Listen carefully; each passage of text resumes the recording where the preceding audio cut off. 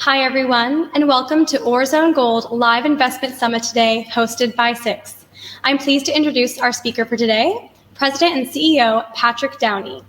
Patrick will walk us through a company presentation, and then we'll be taking questions live.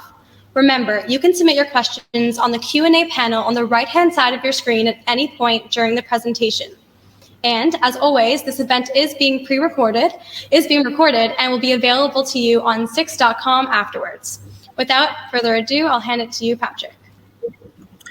Thank you, Dash, and welcome everyone. I'm currently on camera, but I'm actually in Burkina Faso right now, and I'll switch off my camera just to make sure that the bandwidth is good. So I'm sure you're all happy that I'll not be doing this face-to-face. So a quick introduction. I'm really pleased and thrilled to have this opportunity to provide details of our recently announced financing. This is a major milestone for the company and something we have been patiently working and advancing over the past 14 to 16 months. The terms are very competitive and flexible for a junior company in Burkina Faso, and we are extremely pleased with this package that will fully fund Bomboré to production. In that regard, I really want to take a quick minute here to thank the whole Orezone team who have worked extremely hard and patiently to get us to this stage. Now it's on to the easy part, building the mine on time and on budget. So with me today to answer any difficult questions are Peter Tam, Chief Financial Officer, and Louis Archambault, VP Corp Dev. So forward-looking statements, I'm sure you'll take a lot of time to read those extremely carefully. So transaction highlights, obviously the highlight number is 189 million US. We're now fully funded to commercial production. It consists of a senior debt facility of US 96 million from Coris Bank International, a convertible note facility of US 35 million from Resource Capital and BD Investments. And we have just closed the equity offering of approximately US 58 million at $1.05 Canadian a share. It's a syndicate bought deal totaling 189 million. Key for us, no gold hedging, no offtakes or a cost overrun reserve required for the debt facility. The debt covenants are critical for us. They're very in our favor in terms of allowing expansion flexibility for both the oxides and sulfides, which I'll walk you through a little later on. And the project remains completely free of gold streams and private royalties. So it preserves the upside for the shareholders. And we're on track for first gold production in Q3 of 2022. The lenders, I'm proud to introduce Coris Bank International. They are one of the largest and fastest growing banks in West Africa. They have successfully funded mining projects in West Africa.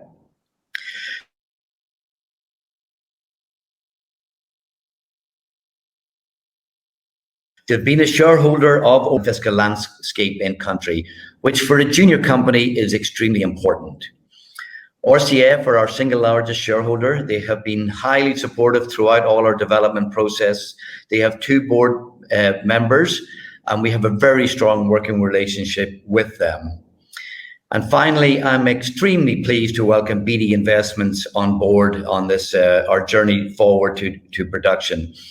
They have selectively been involved with successful mining projects, but this is their first investment outside of North America, and that gives us a great pleasure to welcome them on board as we move forward to production. So the senior debt facility, approximately US 96 million. The lender is Coris Bank International. It is denominated in CFA, or the West African currency, which is tied to the euro. And it's split into a medium and a short-term loan. The medium-term loan will fund construction costs, and the short-term loan will fund any remaining capital spend at the very end and initial working capital, and is at a lower interest rate. The senior loan is for 5 years with a short-term loan of 32 million for 1 year. And this segmented structure is very, very important for us at Orezone. It allows for a more cost-effective lending structure in view of what we are trying to do in terms of expanding the projects, both on the oxides and on the sulfides, which we believe will grow. And the terms and conditions, as I said, no gold hedging, no offtakes, no cost overrun facility. The debt covenants allow for those expansions. So again, we're very, very pleased to get such a very competitive debt package in under current circumstances. And I'd like to take a quick word here to Cutfield Freeman, who were our advisor during this process, that did a great job for us during difficult circumstances in the junior market with COVID and various other things. And so it's important that we've got to the finish line. So the senior debt facility, the medium-term loan is 64 million, which is 35 billion CFA, 5-year term, interest rate at 9% per annum. First drawdown will be December 31st, 2021, and principal payments are deferred for the first 24 months. Early repayment penalties would range from 2 to 3%, so again, very competitive. The short-term loan, 32 million approximately, 17.5 billion CFA, 12 months from first drawdown and an interest rate of 8%. And the first drawdown on this loan will commence after the full drawdown of the medium-term loan.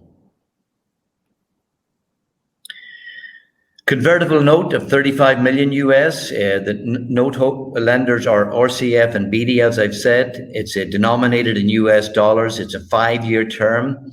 Interest rate of 8.5% per annum, of which we can pay up to 75% in common shares at our option. It's convertible at a 30% premium to the equity offering price of Canadian $1.05. And there is a forced conversion facility in there at our election at up to 50% of the outstanding principal when we've reached commercial production, and 20% traded at 20% of over 50% of the conversion price at a 20-day VWAP. And there are no upfront fees. So again, in great hands, and again gives us flexibility on the expansions that we want to do over the period of time on the project. Does not put us under pressure. Equity offering very well received, 58 million US. It was co-led by Canaccord, Genuity, and CIBC with Raymond James, PI, and Sprott in there.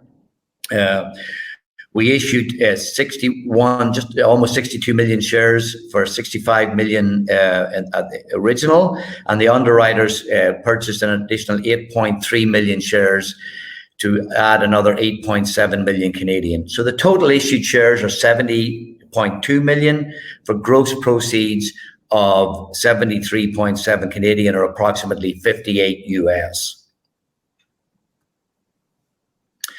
So why are we doing this? I want to remind you, what is this all about? Well, we issued the updated feasibility study in 2019.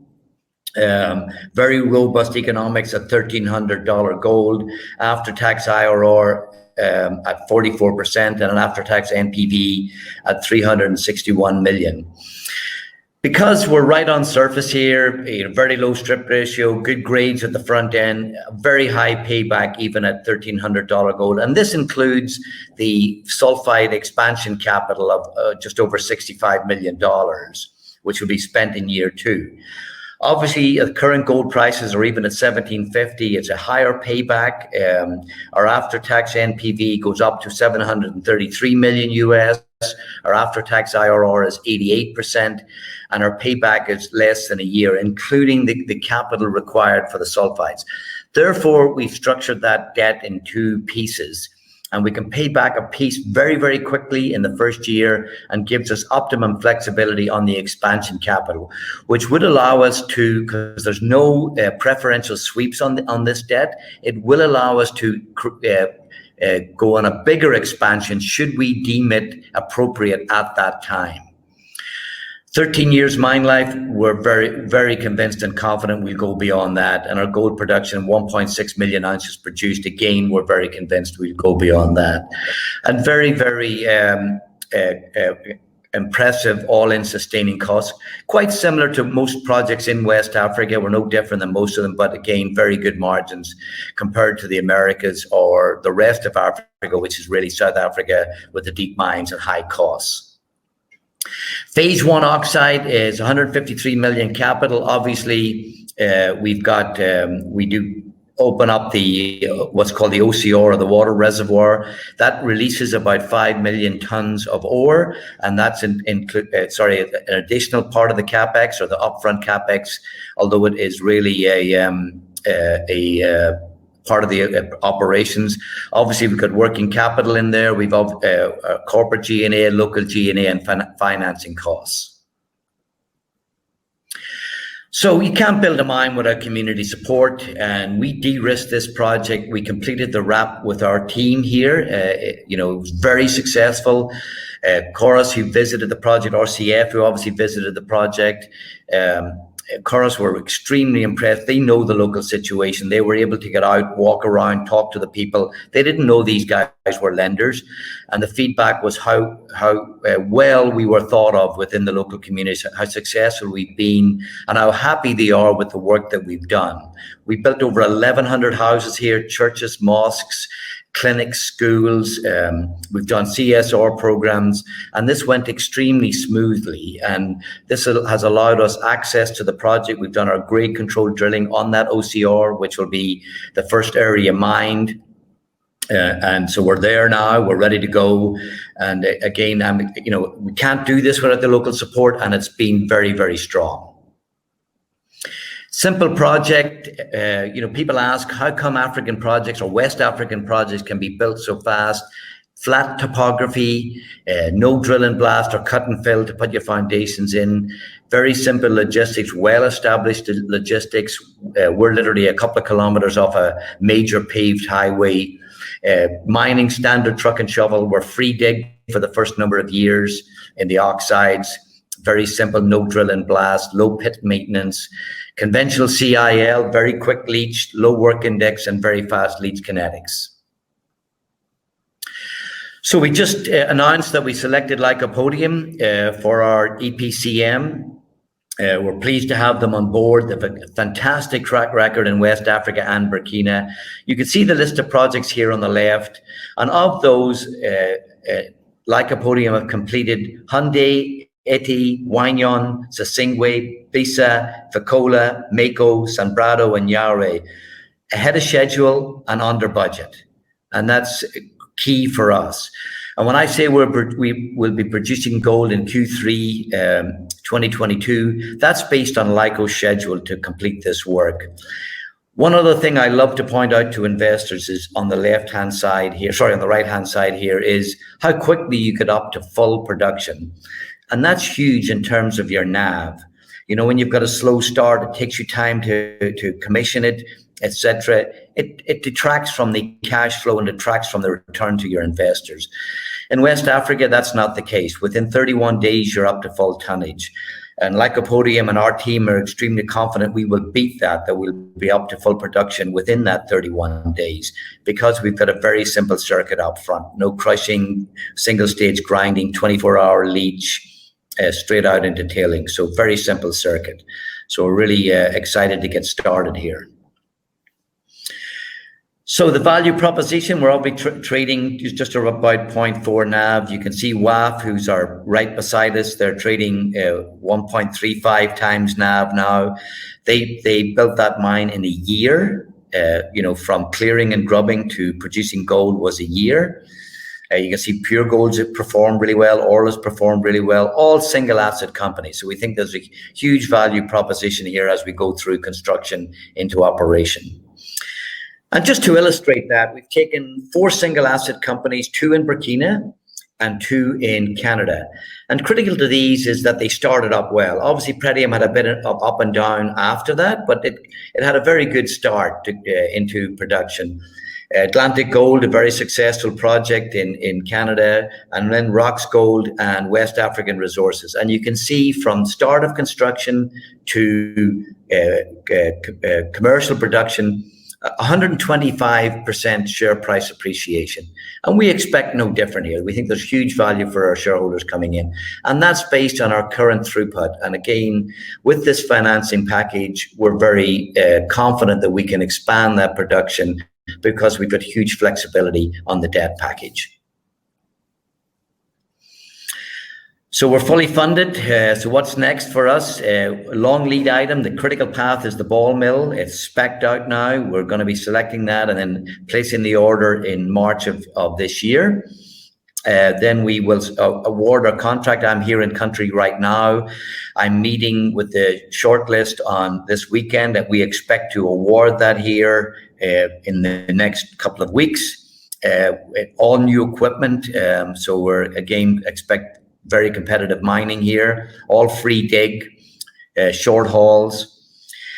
Commence construction of our auxiliary facility. We've site facilities, that's bridges, roads, fencing, etc. Our team's on site for that now. We'll be getting going on that in the next week or two. Our power supply contractor is here with us on site right now. We expect to finalize that award here in the next month or two. Again, we think that would be extremely competitive. And the detail engineering is flying ahead. The detailed schedule's in place right now with Lycopodium. And so they will get onto site here in March, April, and civil works will start around that same time with ongoing construction throughout 2021 into 2022. So look for that. We'll be putting videos on site. We were selected as Mine of the Month here in Burkina Faso a couple of months ago, so there's lots of videos about that. We were very proud of that. They interviewed the local communities, etc. But we will be posting videos and photographs as we progress through construction into production. We're excited to be the next mine in Burkina and likely West Africa. There's a scarcity of permitted shovel-ready projects. There was a couple of months ago, there was 4 of us waiting to get out of the taxi rack here to get going. And Orla obviously got going. We're next out of the rack. And we expect that share price appreciation here. And just to remind you a little bit about Bomboré as a project, a $1,300 goal, as I said, 44% IRR, $360 million after-tax NPV. At 1,500, it's 61% and 520 US. At 1,750, it's 88 and 733. So huge upside for the project. West African projects generally built on time, on budget, so we expect no hiccups here. We're ready to go. Huge government and local support. We're really excited to get moving here. Teams in place, and we're ready to go.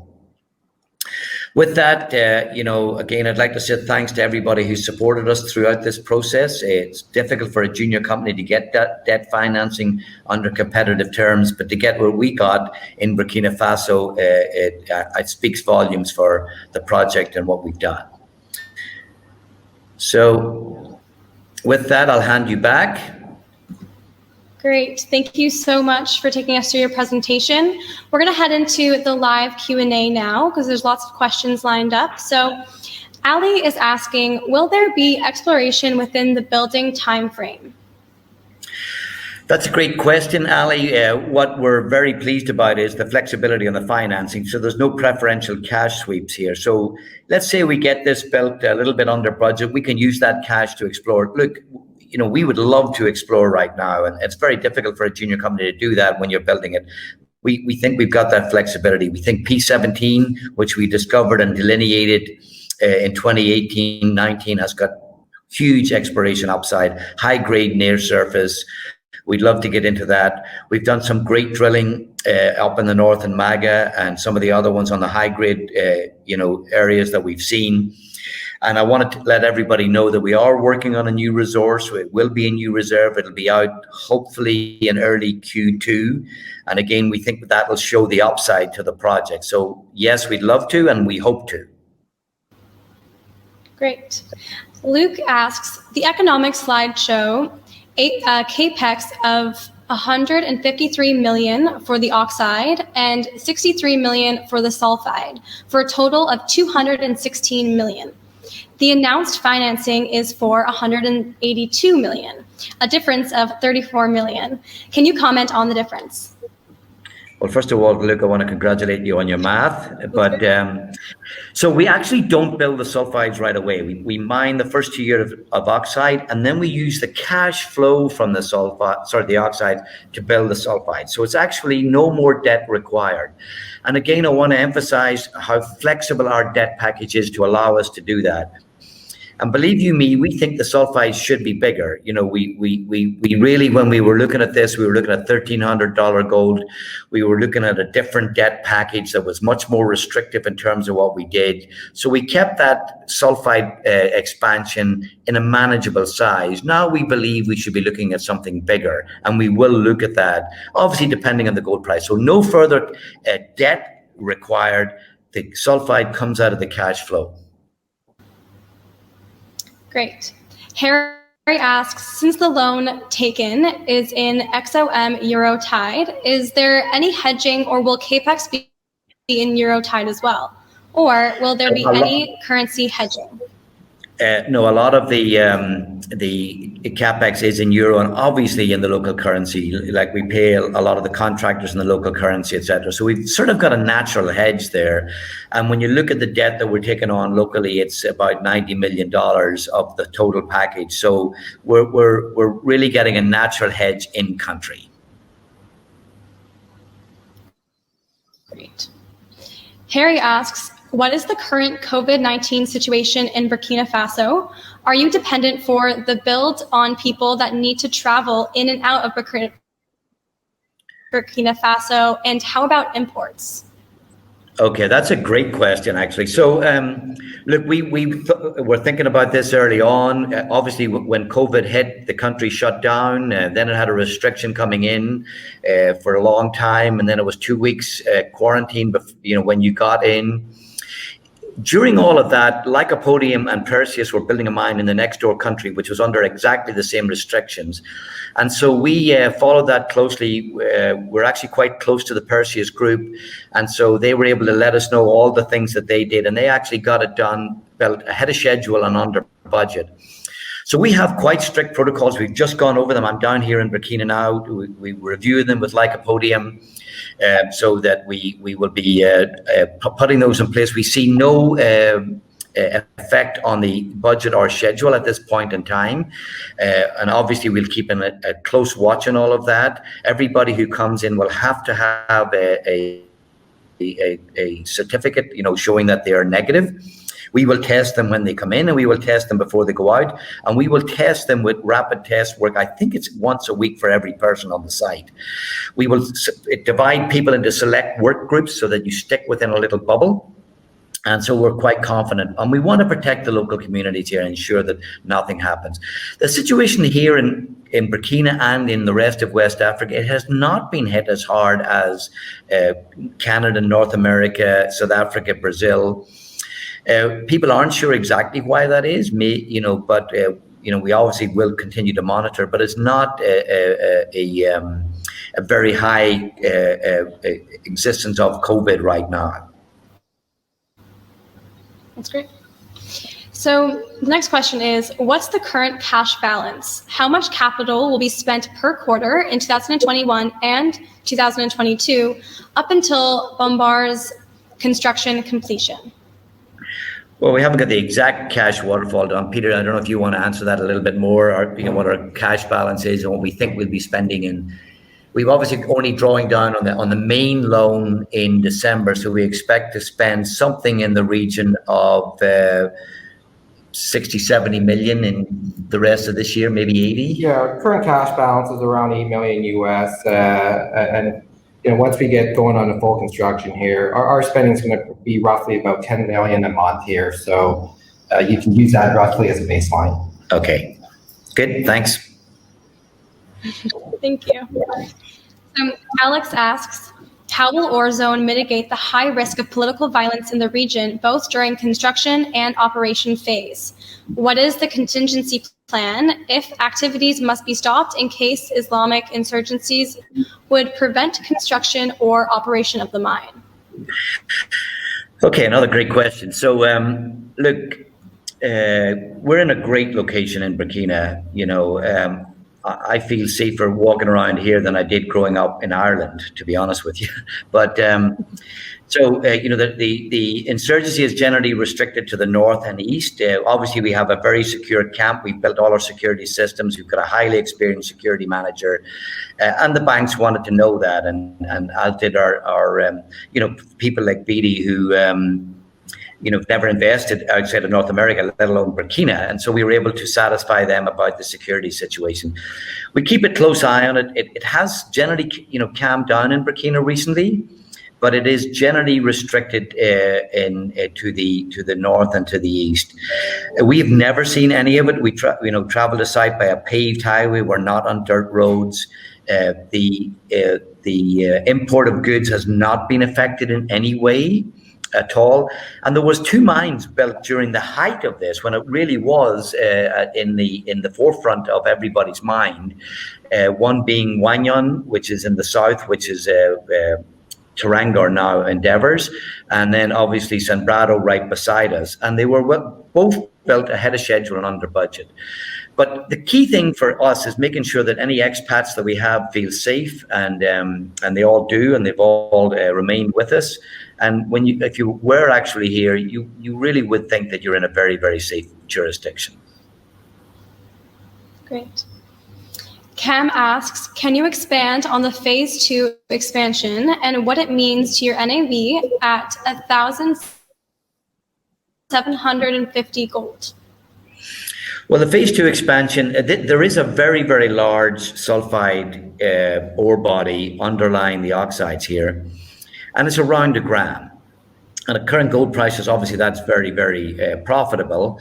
But we've always looked at mining the higher grades, and we did all of our reserves at under 1,200, and we did our economics at 1,300.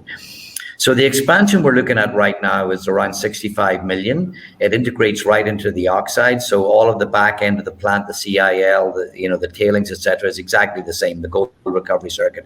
So that's why it's so economic, in that regard. The economics that I showed you at 1,750 show that same NPV and IRR. They are based on that sulfide expansion. That was done in 2019, that study. If we go beyond 2.2, which again, we're only mining the sulfides at this point in time down to 95 meters, which is quite shallow. And obviously, if we build a bigger sulfide plant and we expand that, the economics become extremely robust, way beyond the 88% and the I think it's 800 million NPV. James asks, are there any reclamation concerns that we should be aware of? Well, no, it's a very clean ore body, but we have to, by law, we have to have a reclamation plan in place done by outside consultants. Ours were done by, obviously, recognized North American consultants, but they have to do it to all of the laws and norms here. So our closure plan has already been submitted. And every year, which is included in the economics, you have to take part of your cash flow and put it together in a segmented account to pay for closure. Obviously, we expect that's based on a 13-year mine life. We expect to go long beyond that.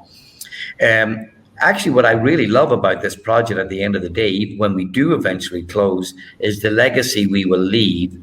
The tailings area will become reclaimed as farming area. We leave a permanent year-round water supply, which they do not have and could not have in this area, but we're building one. That remains with the communities, and we will leave that there, including all of the pumping systems and the solar power with it.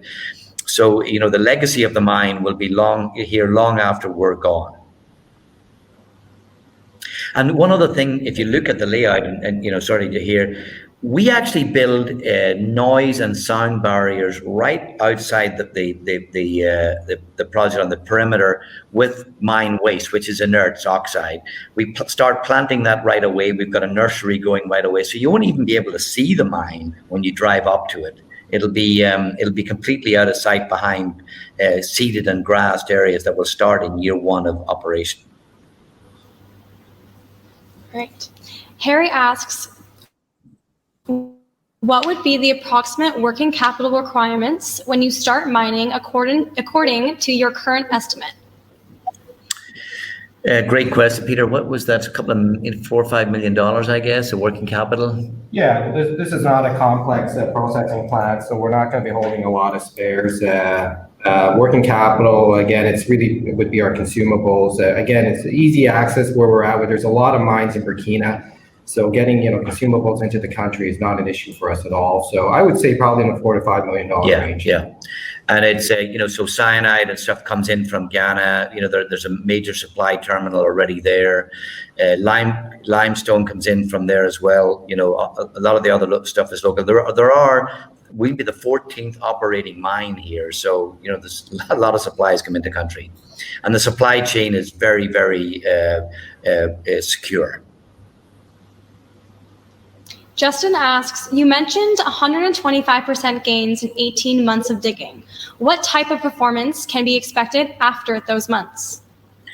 Well, if the gold price hangs up above that, I think we'll see even more gains. But obviously, we got to get into successful commercial production, and then show what the expansion is. So, I can't tell you that, but obviously, we would expect an improvement from there. Yes. And by the way, I'd like to point out, we as management and board, we are major shareholders of this company. And that's one of the reasons we negotiated a very competitive debt package, because, prior to the financing, we as management, held 5.8% of this company, which we bought on the market. And so we are very, very tied and excited about this project. Well, Sherman says, first of all, Patty, incredible work to Patty and team. Clearly, the market cap of Orezone leaves much upside for current shareholders. Can you comment on the overall marketing strategy for Orezone? In light of the digital marketing world, how do we get the Orezone story told globally in order to unlock all its hidden value? Well, we'll hire Sherman and let him do it. I mean, look, we obviously look at that. I mean, there is a huge market there. We just dipped into that, this year. I'm not the guy to really answer that, because I can barely turn on my computer. But we are looking at the marketing strategy and how that works. I mean, I think the whole mining industry should be looking at that. When I see some of the things that happen in other industries and how they get eyeballs on stories here, because gold will remain a key focus here going forward, particularly in light of what's happened, with COVID and the amount of money that's going to be printed in the US, Europe, and elsewhere. So I think it's a strategy that should be looked at and by mining in general, and certainly we will be focusing on it.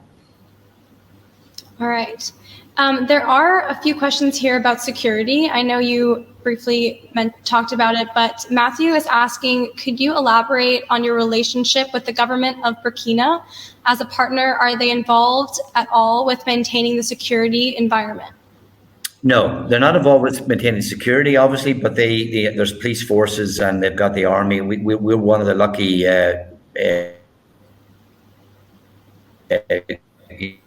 ourselves in West Africa, and there is a artillery range like this. So we've got a major military presence, which is a deterrent. But do we work closely with the government? Absolutely we do. The government is a shareholder of the project. It's important to work with them. I've just had meetings all this week with senior ministers, including the Minister of Mines and Energy, the personal advisor to the president. I'll be meeting the president this weekend. He's from our area. This is a very important project for him. He's a local guy. So yes, we do. And look, they are over the moon that we have involved a local bank here, because that keeps all of the debt package in country and the investment in country. We're just about to award our mining contract. It will be a local mining contractor. That's all I will say. And so we're not bringing in outside contractors for that. So they are very pleased with how we do business. And the one thing I'll say about Burkina, there's been 15 mines built now. We'll be the 15th. So there's a lot of skill sets in country that you didn't have 10, 12 years ago, such as welders, steel erectors, concrete pourers, equipment operators. They are Burkinabe. Our country managers are Burkinabe. Our chief of finance is Burkinabe. Our head of safety, same thing. And the skill sets in terms of metallurgists, geologists, mining engineers, are very strong in country. So there's no need to have that big expat, contingent anymore. Bernie asks, could you remind us how the seasonal weather patterns could impact plant completion? Well, there's been 14 mines built. We look at it carefully. It's sort of not like people think in the rainy season. It rains on average an hour a day during the rainy season, so it does not really interrupt. Lycopodium, who built, as I said, 10 successful plants in the past 4 years, I think 6 or 7 in Burkina alone. They know what happens during the rainy season. There's really no impact. Well, the only real area you have to worry about is your tailings dam liner. You do not want to be doing that in the rainy season. You want to do that in the dry season, which is in our schedule. But other than that, no, there's no real major effect with the rain.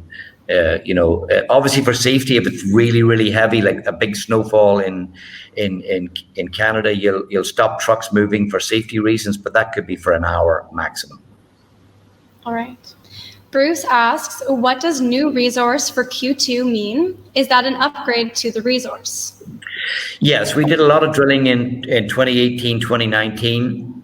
We did not include it in the resource base. We wanted to move on. We think that the current resource is reasonably tight and conservative.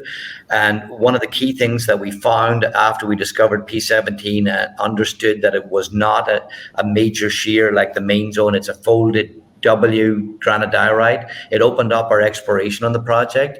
We tested some targets. We had extremely high success rate. We're very excited about what we're seeing. We expect to expand P17 as we move forward.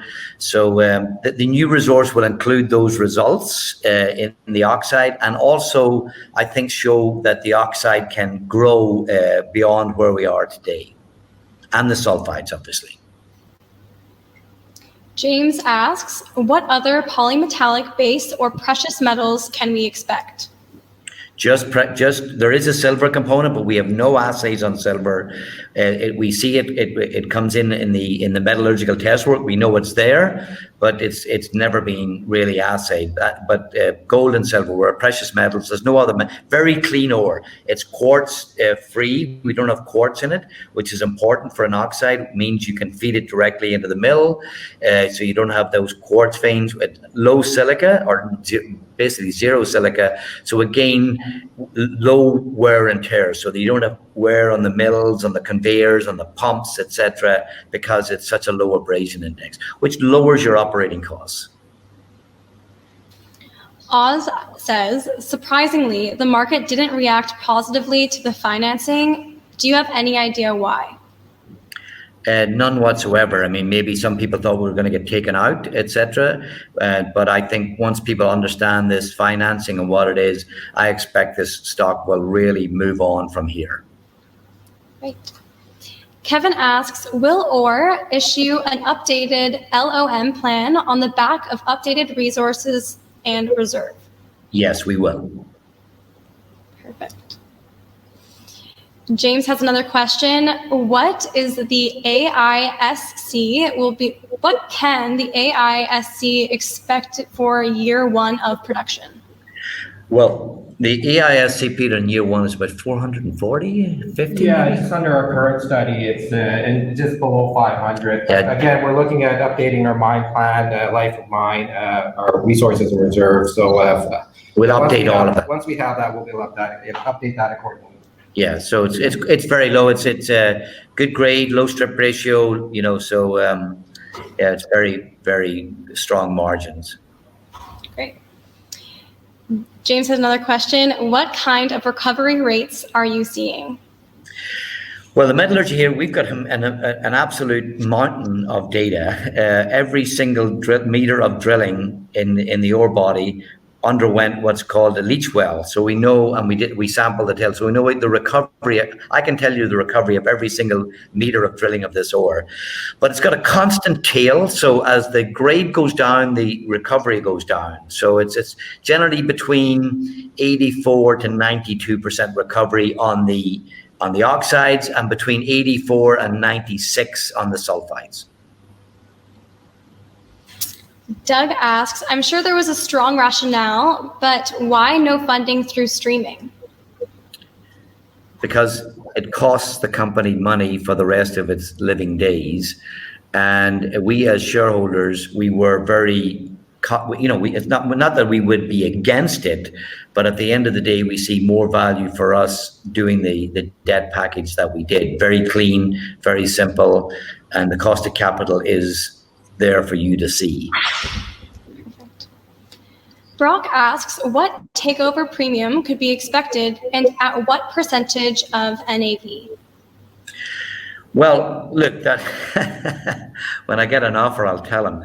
But look, obviously the key for us is to get into production, because that's when we'll see the true NAV value of the asset. Then, if we're getting taken over by another producer, we can both compare NAVs and do the math then. But for us, the first step is to get our NAV to where we see properly reflects what we're doing.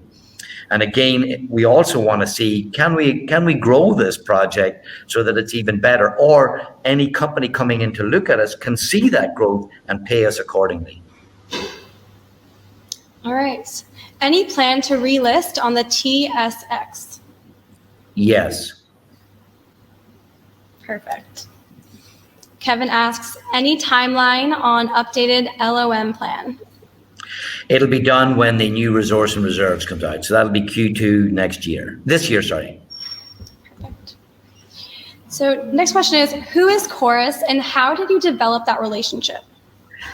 That's a great question. So Chorus are a very well-established bank here in West Africa. They've got 2.5 billion in balance sheet. They have financed other mining projects in the region. And they approached us, they knew about the project. They actually visited it in 2018, followed us quite closely. And at the time, they didn't feel they had enough of a bandwidth to do what we wanted to do. But we continued to nurture the relationship. Our country manager here in country deserves a lot of credit for doing that work. He's a very well-respected young man, and he really nurtured that. They came and visited site, they saw what we were doing. And then we started the conversation with ORZCF, and ORZCF got very comfortable with Chorus, which is important from that sort of relationship. And they know the political landscape, they know the mining landscape. They're very familiar with what's going on. So it became a very, very quick run to the finish. And they've come up with very, very competitive terms. We're really excited to have them on board. And they know the business. Harry asks, are the CAPEX numbers including VAT? And if so, is there a VAT reclaimed during the build? Peter, I'll let you answer that. Yeah, we have a signed mining convention on our property there, and during the construction period, VAT is actually not applicable. We're exempt from paying VAT on that. So once we get into production, VAT will become payable, but that is refundable from the government. I hope you all like Peter's shirt there. It's a very nice shirt. It's a great view. So Oz is asking, other than COVID, any other major potential hurdles? Well, great. We actually do alongside all of our contractors a risk register, and we look at that every month and we update it. We've got a project steering committee with 2 independent members who are highly experienced in building projects in Africa, and that's one of the benefits of having ORZCF by your side. And so we do that, and we do update that risk register. I mean, we look at everything, to be honest with you. That's one of the, we look at elections around us. Will it affect imports and ports? So we've got options going to ports, etc. So we don't see any major risks. I mean, it's a great road, great infrastructure, logistics, etc. So we don't see any majors, and we've had a lot of time to de-risk it, remember. I mean, we did our study in 2019 and we're ready to go now. So we spent a lot of time thinking about it, let me tell you. Our biggest risk was debt financing, and now we got that. Perfect. So Jim is asking, what is the current shares outstanding and diluted shares outstanding, including convertibles? Peter, maybe you can answer that. I don't want to give a false number. I will give you the answer that is based after today's financing. Yeah, I'll just need a second. I don't want to miss the. So we'll come back to that because I just want to call up and give the right number. Right, of course. The next question is, why is the Chorus loan not in USD? Because it's a local currency and we pay it off in a local currency, and it means there's no withholding tax, so it's cheaper money for us. And, there's no political risk insurance on it, which is cheaper money for us. And Chorus are a local bank. So that's really it. Perfect. Also, another question, how much potential cash from warrants to come in and when? About 18 million Canadian, and it comes in January of 2023. Is that right, Peter? It's actually a little less than that. We have over 18 million warrants. The strike on that is 80 cents, so it works out roughly to just 14.5 million Canadian. And as you said, it's expiry on that is Jan 2023. So just over 10 US. Thank you. James wants you to discuss the taxes and royalties and fees for the area. Okay, well, there is a signed fiscal agreement. The taxes are around 27.5. We've got intercompany loans, so we will not be paying that right off the bat. And then we've got a 4% royalty below $1,300 gold and a 5% above it, of which 1% is a local community royalty that stays for projects and for the local communities. We work with the local community to ensure how that is spent. We're on that committee. So that's what it is. So essentially, at the current gold price, you're looking at 5% royalties and 27.5. Yeah, 27.5% is the corporate income tax. Yeah, 27.5. All right.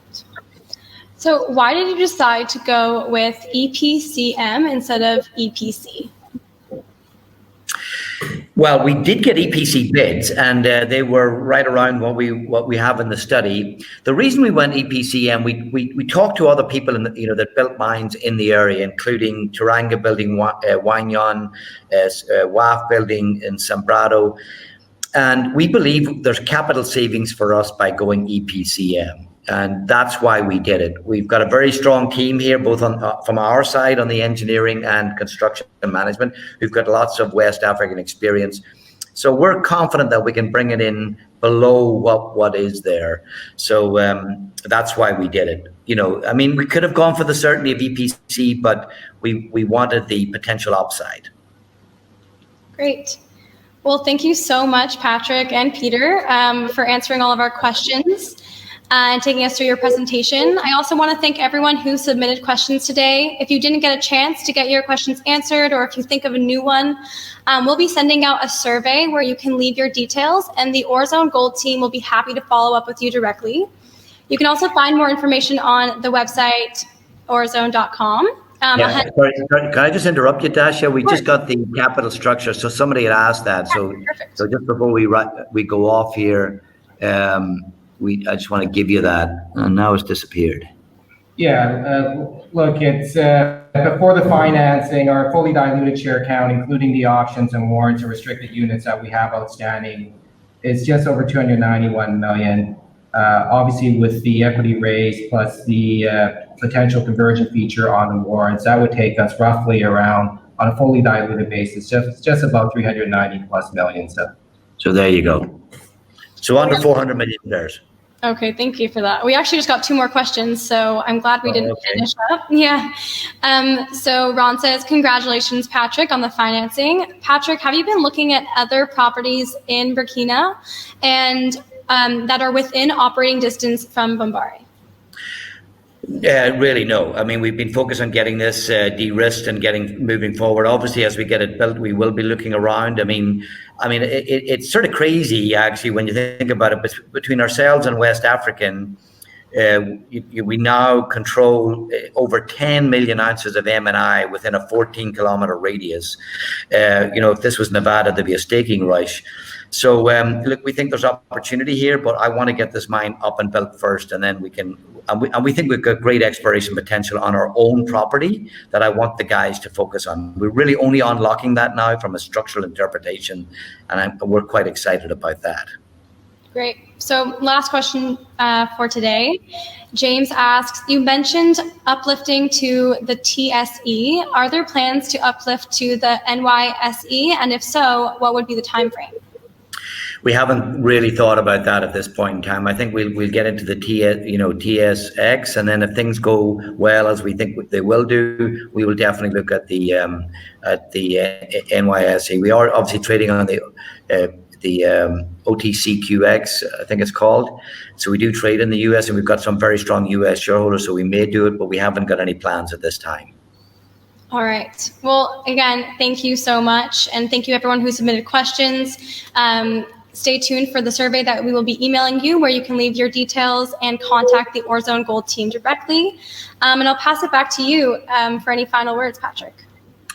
Well, look, thanks again, Dasha. Thanks everybody for being on board. Obviously, we're very pleased about this. It was an extremely competitive process. We think we've got a great financing package with great partners at a very, very competitive rate that truly also allows us to such flexibility on the project moving forward, because we think there's a real large resource here that's really remains untapped at this point of view. We look forward to building it, showing you how well it's built and getting into production. It's been a journey, but a great journey. Thank you. Thank you, everyone.